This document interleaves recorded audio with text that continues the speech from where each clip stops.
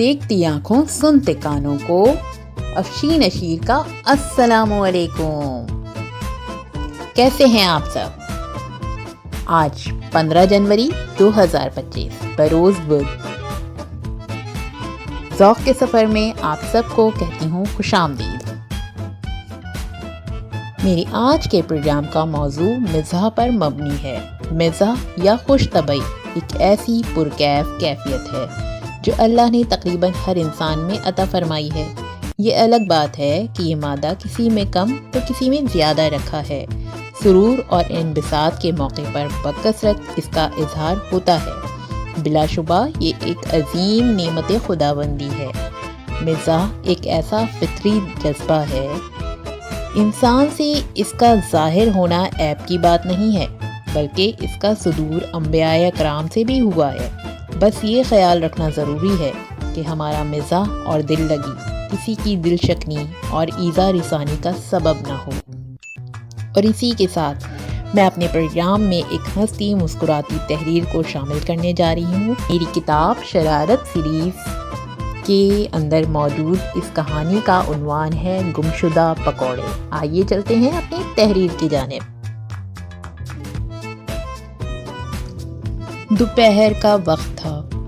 امی کھانا بنانے میں مصروف تھیں۔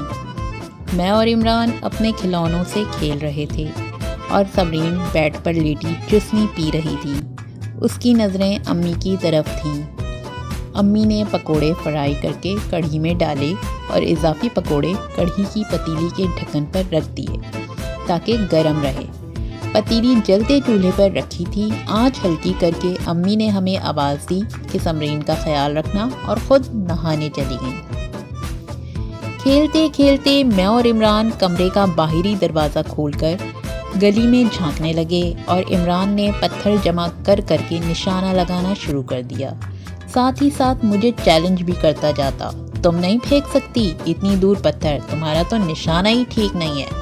مجھے جوش دلا دیا اور میں بھی اس کے لگائے نشانے سے آگے پتھر مارنے کی کوشش کرنے لگی۔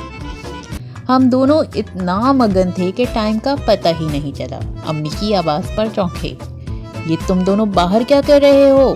اور ہم دونوں جلدی سے اندر آ کر گیٹ بند کرتے ہوئے، کچھ نہیں بس دیکھ رہے تھے۔ سمرین اب بھی بیڈ پر تھی، لیکن اب بیٹھی ہوئی تھی۔ امی بال خشک کر کے جب کھانا نکالنے کے لیے گھومی تو پتیلی پر رکھے پکوڑے غائب تھے۔ اب امی نے ہم سے پوچھا، پکوڑے کہاں گئے؟ ہم کھیل میں گم تھے، کچھ پتا ہوتا تو بتاتے نا۔ میں نے اور عمران نے پکوڑے کی گمشدگی کے بارے میں لا علمی ظاہر کی، گردن نفی میں ہلا دیا۔ ابھی امی ہم سے مزید کچھ پوچھتیں کہ نظر سمرین کی ہلکی سبز فراک پر لگے تیل کے دھبوں کے واضح نشانات پر پڑی، اور ان نشانات نے پکوڑے کی گمشدگی کا مسئلہ حل کر دیا۔ امی نے سمرین سے پوچھا، پکوڑے تم نے کھائے ہیں؟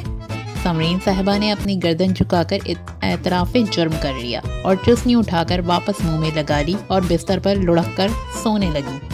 اب ہماری شامت پکی تھی، کیونکہ امی ہمیں سمرین کا دھیان رکھنے کا بول کر گئی تھی، اور میں اور عمران کھیل کے پیچھے سب بھول گئے تھے۔ اس کے بعد ہمیشہ کی طرح غلطی صرف میری ٹھہری، کیونکہ میں بڑی جو تھی، گو کہ مجھے باہر کھیل میں لگانے کا سارا صحرا عمران کے سر جاتا تھا، پر پھر بھی سننے کو ملا، تم بڑی ہو، تمہیں خیال رکھنا چاہیے تھا۔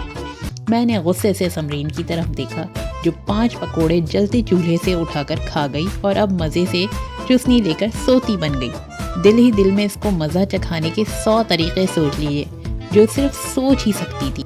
امی زیادہ پریشان اس بات سے تھیں کہ اگر سمرین کو جلتے چولہے سے کوئی نقصان پہنچ جاتا تو، اور وہ اپنا پیٹ بھر کے ہمیں پھنسا کر خود مزے سے لیٹی دیکھ رہی تھی۔ اس کہانی سے سبق ملتا ہے کہ اپنے ننھے منوں پر ذرا بھروسہ نہ کریں، کیونکہ کھانے کے شوقین ہر قسم کا خطرہ مول لیتے ہیں۔ کہانی کیسی لگی اپنی رائے سے ضرور آگاہ کیجیے گا۔ اگلے پروگرام تک کے لیے اللہ حافظ۔